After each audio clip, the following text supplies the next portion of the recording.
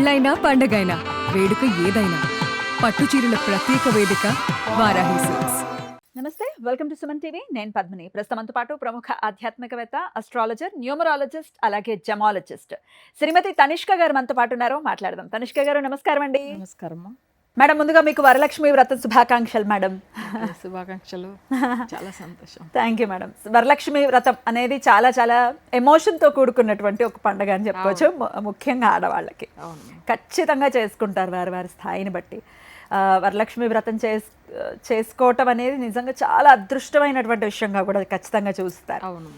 వరలక్ష్మి వ్రతాన్ని అసలు ఖచ్చితంగా ఎలా చేసుకోవాలి, ఏమేమి మిస్ అవ్వకూడదు, ఈ పాయింట్ మాత్రం మిస్ అవ్వకూడదు అనేవి ఏమైనా ఉంటాయా, ఎట్లా అమ్మవారి అనుగ్రహం మేము పొందొచ్చు, ఇవన్నీ ఒక్కసారి మీ ద్వారా తెలుసుకోవాలనుకుంటున్నాను. ఓకే అమ్మ.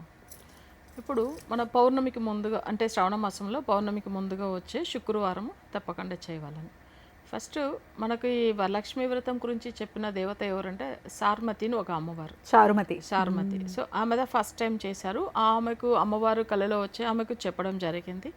తర్వాత ఆమెతో పాటు చాలా మందిని కూడా కూర్చోబెట్టి ఆమె చేయించింది. ఎందుకంటే ఆ మంచి ఫలితాలు మనకొకటే కాదు, అందరికీ కూడా లభించాలని చెప్పి నేర్పించింది ఆమె. ఇవి ఎందుకు నేను నమ్ముతున్నానంటే, ఇలానే లక్ష్మీదేవి ఇప్పుడు నాకు కూడా వచ్చి కుబేర లక్ష్మీ వ్రతం గురించి చెప్పింది అప్పట్లో. సో అది వచ్చి చాలా మంది మన ఒక్కటి బాగుండడం కాదు, మనం కూడా అసలు అందరికీ మంచిగా చేయించి వాళ్ళకి కూడా రెమెడీస్ అందాలనే ఒక ఉద్దేశంలో ఏం చేశామంటే, ఈ కుబేర లక్ష్మి వ్రతాన్ని కూడా పాటించేదానికి అసలు కేరళలోంచి, అదే కొల్లిమలలోంచి పూజలు చేయించి వాళ్ళకి పంపించేది ఉండేది. సో దాని తర్వాత వాళ్ళ ఇంట్లో కొన్ని అసలు అమ్మవారు నడిచిన గెజ్జల సౌండ్ కూడా వినిపించింది అని కూడా చెప్పిన వాళ్ళు ఉన్నారు. ఇదే మన లైవ్ ప్రోగ్రాంలో కూడా అసలు చాలా విషయాలు మాట్లాడి ఉన్నారు మన క్లయింట్లో కూడా. ఎందుకు ఈ మాట చెప్తున్నానంటే, కొన్ని దేవతలు ఏం చేస్తారంటే, ఎవరికైనా ఒకరికి కళలో వచ్చి ఇలా జరిగితే మంచిది, ఇలా పూజ చేసుకోండి, మీ లైఫ్లో అన్నీ బాగుంటుంది అని చెప్పడం కూడా నిజంగా చెప్పాలంటే ఎట్లా వరలక్ష్మి వ్రతం మనకు ఆ శార్మతి అనే అమ్మవారి వల్ల తెలిసిందో, అలానే కొన్ని పూజలు కూడా ఏమవుతుంది కొంతమంది వల్ల తప్పకుండా తెలుస్తుంది. మీకు ఎట్లా అమ్మవారు చెప్పడం అంటే నాకు వచ్చి ఏమవుతుందంటే, అసలు మేము అప్పుడు చెన్నైలో ఉండేవాళ్ళము. అంత ముందుగా చాలా పెద్ద బిజినెస్ చేసేవాళ్ళము. బిజినెస్లో ఎక్కువ లాస్ అయింది. లాస్ అయిన తర్వాత ఏమైందంటే, మా అత్తమ్మ మేము అంతా అక్కడ చెన్నైలో ఉన్నప్పుడు అసలు ఆమె వేరే ఫ్లోర్లో ఉంది, నేను పైన ఫస్ట్ ఫ్లోర్లో ఉంటున్నాను, ఆమె గ్రౌండ్ ఫ్లోర్లో ఉంటుంది. యాక్చువల్గా ఏమైందంటే, ఆమెకు వచ్చి అసలు అమ్మవారు వచ్చి మాట్లాడుతుంది అనమాట. ఇట్లా అసలు నేను లక్ష్మీదేవి ఇలా పూజ చేసుకోవాలి, ఇలా ఇన్ని రోజులు చేసుకోవాలని సేమ్ అదే టైం నాకును వచ్చి అక్కడ చెప్తుంది అనమాట. ఇది కళలోనా నిజంగానా? ఇది వచ్చి ఎట్లానంటే నైటే, కానీ ఇది వచ్చి మాకు అర్థం కాలేదు. అది ఎట్లానంటే, మనం వచ్చి డైరెక్ట్ కూర్చున్నా కూడా మనకి ఎవరు వచ్చి మాట్లాడుతున్నారు కూడా అర్థం కాదు, కానీ మనకు వినిపిస్తుంది వాళ్ళు మాట్లాడేది. సేమ్ అట్లానే ఆమె కూడా సేమ్ అది ఎట్లా అత్తమ్మా నీకు కూడా అదే టైం ఇట్లా చెప్తున్నారు అది అంటే, సరే అని చెప్పి అసలు ఆమె చెప్పడం, ఆమె సగం చెప్తుంది, నేను సగం, కరెక్టే మరి ఇద్దరికి ఎట్లా మరి తెలుస్తుంది. అప్పుడు నేనేం చేశానంటే, సరే అని చెప్పి ఆ పూజలు అసలు అప్పట్లో మొదలు పెట్టాము. అప్పుడు కుబేర లక్ష్మి పూజలని 72 రోజులు చేసాం. కంటిన్యూస్గా. కానీ జనరల్గా మంత్లీ పీరియడ్స్ వస్తాయి, లేడీస్గా ప్రాబ్లం ఉంటుంది. కాబట్టి ఏమవుతుందంటే, ఈ పూజ మన వల్ల చేయడానికి వీలు కాకపోతే ఎవరైతే అసలు ఇప్పుడు భర్త స్థానంలో ఉండి భర్త చేయవచ్చు, లేదు ఇప్పుడు మా అత్తమ్మ చేయవచ్చు, ఇట్లా ఎవరైనా ఒకరు అది పూజ కంటిన్యూ చేయాలన్నమాట. రోజులు అలా 72 రోజులు చేసి లాస్ట్ డే మంచిగా పెద్ద లెవెల్లో పూజ చేయించాం మేము. అయితే ఎందుకు ఈ మాట చెప్తున్నా అంటే, దాని తర్వాత మీకు ఎప్పుడు అసలు ఫైనాన్షియల్ ప్రాబ్లం అనేది రాదు అనేది ఆ మాట అమ్మవారు చెప్పింది. ఆర్థిక ఇబ్బందులు అనేది రాదు అని చెప్పిన మాట నిజం. సేమ్ అలానే ఉంది. అక్కడి నుంచి మీరు మళ్ళీ మంచిగా రావడం స్టార్ట్ అయింది. ఎందుకు ఈ మాట చెప్తున్నా అంటే, ఈ పూజ మొదలుపెట్టిన 3 రోజులకే అమ్మవారు గెజ్జల సౌండ్ ఇంట్లో వినిపిస్తుంది.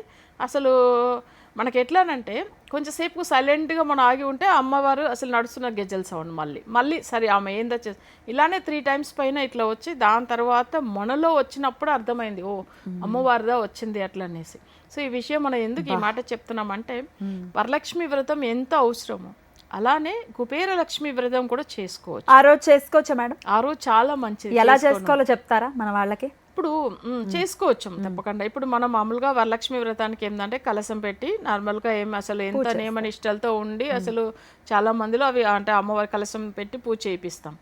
అయితే ఈ పూజ కూడా ఏంటంటే, అసలు కుబేరుడికి సంబంధించింది కొన్ని వశ యంత్రం ఉంటుంది. కుబేరుడికి సంబంధించిన యంత్రము, తర్వాత ఆయనకు సంబంధించిన కాయిన్స్ ఉంటుంది, ఇవన్నీ వేసి ఆయన కొన్ని వశీకరణ మంత్రాలు ఉంటుంది. సో అదంతా చాంటింగ్ చేసుకొని ఆ కుబేరుడి ఫోటో పెట్టి పూజలు చేయాలి. ఇలా చేయడం వల్ల ఏమవుతుందంటే వాళ్ళకి తప్పకుండా ఐశ్వర్యం వస్తుంది. అయితే వీళ్ళు 9 రోజులైనా తప్పకుండా చేయాలి. మనం వచ్చి 72 రోజులు చేసాం, వాళ్ళ వల్ల ఒకవేళ వీలైతే చేయవచ్చు. 9 రోజులైనా ఖచ్చితంగా చేయాలి.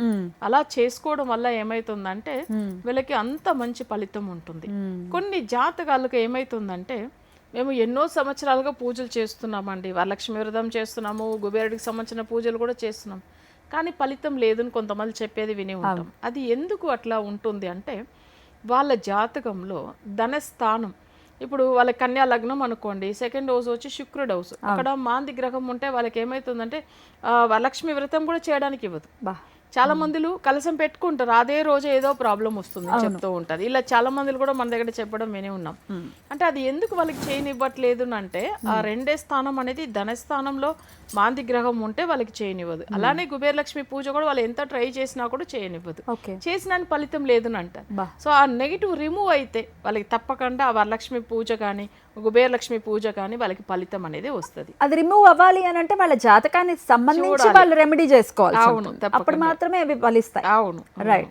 ఒకవేళ కాదు మేము ఇట్లా కుబేరుడికి సంబంధించి యంత్ర సహితంగా చేసుకోవాలనుకుంటే మీకు కాంటాక్ట్ చేస్తే మీరు ఇస్తారా? తప్పకుండా చూడాలి, అప్పుడు కూడా జాతకాలు చూసే చేసుకోవాలి. ఎందుకంటే జాతకం చూసి చేసుకున్న తర్వాత ఇంతవరకు మన దగ్గర చూపించుకుని ఆర్థిక ఇబ్బందిలో ఉన్నాము, మేము ఇలా ఫాలో అయినా మంచిగా అయినామని 100% ఛాలెంజ్ చేసి ఉన్నాను నేను. వాళ్ళకి రిజల్ట్ ఇచ్చున్నాము, 100% రిజల్ట్ అనేది వస్తుంది. అవును, అదైతే వస్తుంది. రైట్. ఎందుకంటే నా క్లయింట్లే చాలా మంది మాట్లాడి ఉన్నారు, ఆర్థిక ఇబ్బందుల నుంచి బయటపడాను అట్లా అనేసి. ఇప్పుడు ఒక క్లయింట్ మాట్లాడడం వాళ్ళ ఫాదర్ గురించి కూడా చేయించాను చెప్పారు చూడండి, అది ఆర్థిక ఇబ్బందుల నుంచి బయటపడిన వాళ్ళే. సో అట్లా ఇంకొక అతను ఫస్ట్ కోర్టు కేసు అని అన్నారు చూడండి, తను ఇవాళ ఫైనాన్షియల్ గా బాగున్నామని చెప్పారు కదా, ఆయన కూడా పూజలు చేసుకున్నారు. ఖచ్చితంగా మన క్లయింట్కి అయితే ఎందుకంటే ఎప్పుడు మన దగ్గర అసలు కన్సల్ట్ అవుతున్నారంటే వాళ్ళకి అవి లక్ష్మీ కుబేర పూజ అనేది ఖచ్చితంగా వెళ్తుంది. సో వాళ్ళకి ఆ రిజల్ట్ అనేది పొందుతారు. కానీ ఎవరైనా కొన్ని జాతకాలకు ఏమవుతుందంటే వాళ్ళకి పూజలు చేసుకోవడానికి వీలు కాదు అనే వాళ్ళకి అసలు అక్కడనే చేపిస్తాం. అయితే మాక్సిమం క్లయింట్ చేతితోనే చేపిస్తాం, వాళ్ళ చేతితో వారు చేసుకునేలాగా చెప్తారు. అవును. సో ఇట్లాంటి సమస్యలతో ఉన్నాము, అలాగే కుబేరుడికి సంబంధించి ఆ యంత్ర సహితంగా మేము పూజ చేసుకోవాలి అని మీరు కనుక అనుకుంటే ఖచ్చితంగా ఒకసారి కాంటాక్ట్ చేయండి, ఒక్కసారి జాతకం చూపించుకోండి. ఏంటి ఇబ్బంది మీకు ఇస్తోంది, ఆర్థికంగా మిమ్మల్ని ఏది ఇబ్బంది పెడుతుంది అనేది ఒక ఎనలైజేషన్ అనేది తీసుకున్న తర్వాత మీరు రెమెడీస్ చేసుకున్న తర్వాత మీరు చేసే ప్రతి పూజ కూడా ఫలిస్తుంది అని చెప్తున్నారు. కాబట్టి ఒకసారి కాంటాక్ట్ చేసేటటువంటి ప్రయత్నం చేయండి. చాలా బ్యూటిఫుల్గా ఎక్స్ప్లెయిన్ చేశారు మేడం, కృతజ్ఞతలు. నమస్తే. నమస్తే.